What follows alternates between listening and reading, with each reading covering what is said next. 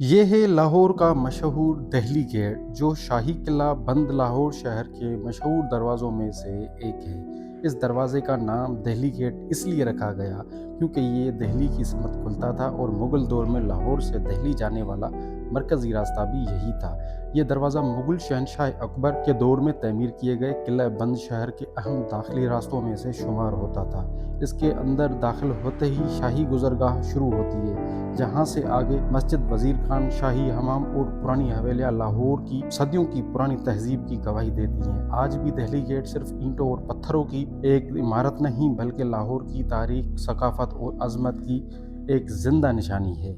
लाहौर आने वाले हर मुसाफिर को कम अज़ कम एक बार दिल्ली गेट ज़रूर देखना चाहिए। यहाँ की फ़िज़ा, पुरानी गलियाँ और तारीख़ी इमारतें आपको माज़ी के उस दौर में ले जाती हैं जहाँ हर ईंट एक दास्तान सुनाती है। अगर आप लाहौर को वाक़ई महसूस करना चाहते हैं तो इस तारीख़ी हिस्से की ज़रूर विज़िट करें।